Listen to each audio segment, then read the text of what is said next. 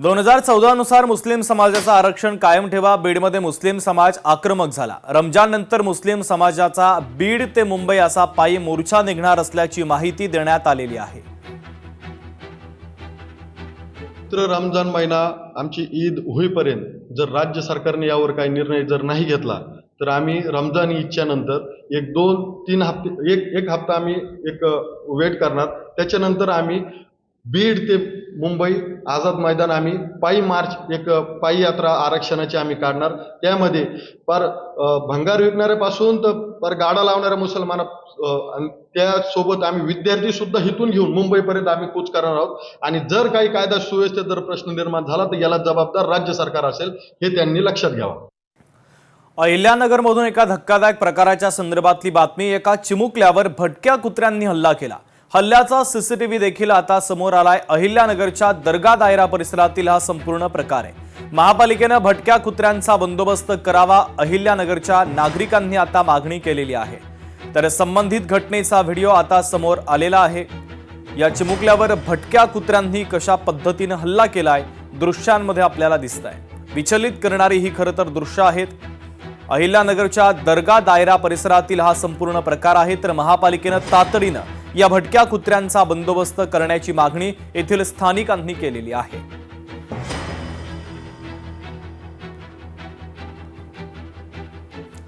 महापालिकेच्या उद्यानातील कर्मचाऱ्यांकडून पैशांचा अपहार केला जातोय। उपमहापौर दीपक रावत यांनी स्टिंग ऑपरेशन केलं आणि या संपूर्ण प्रकरणाचा त्यांनी भांडाफोड केलेला आहे। महापालिकेच्या 20व्या उद्यानात प्रवेशासाठी शुल्क आकारलं जातं, मात्र या पैशाचा काही कर्मचाऱ्यांनी अपहार केल्याचं उघड झालंय। खुद्द उपमहापौर दीपक रावत यांनी स्टिंग ऑपरेशन करत या घोटाळ्याचा भांडाफोड केलाय। 20व्या उद्यानात प्रवेशासाठी तिकीट लावलं जातं, मात्र ज्यांच्याकडे सुट्टे पैसे नाहीत त्यांना एक QR कोडवर ऑनलाईन पद्धतीनं पैसे टाकायला सांगितले होते। पण हा QR कोड तिथे तिकीट आकारणारे गणेश हनुमंते यांच्या मुलीच्या बँक अकाउंटशी संलग्न होता। अर्थात या QR कोडवर टाकलेले पैसे हे थेट गणेश हनुमंते यांच्या मुलीच्या खात्यामध्ये वर्ग होत होते, अशी धक्कादायक माहिती समोर आली। गेल्या 3 वर्षापासून हा संपूर्ण प्रकार सुरू असल्याचं उपमहापौर दीपक रावत यांनी सांगितलं। याबाबत आपण प्रशासनाकडे तक्रार केली असून प्रकरणाची चौकशी लावण्यात आल्याचं दीपक रावत यांनी म्हटलेलं आहे। या अपहार प्रकरणामध्ये अन्य कर्मचारी देखील सहभागी असल्याचा संशय दीपक रावत यांनी व्यक्त केलाय। दरम्यान अपहार केल्याचा ठपका ठेवून कर्मचारी गणेश हनुमंते यांना पालिका आयुक्तांनी निलंबित केलाय। याच प्रकारे प्रशासक काळामध्ये आणखी कोणता अपहार झाला का याची चौकशी देखील आता सुरू करण्यात आलेली आहे। 45% या QR कोडवर आणि 55% महापालिकेच्या पैसे। त्यामध्ये जेव्हा आम्ही 10 रुपये चिठ्ठी फाडूमध्ये जातो तर प्रायव्हेट कर्मचारी गेटवर थांबून ती चिठ्ठी घ्यायले।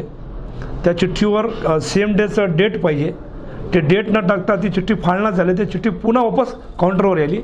असा अनाधिकृत कारभार संबंधित कर्मचारी व त्यांच्या सोबत असलेल्या कर्मचाऱ्याचा होता।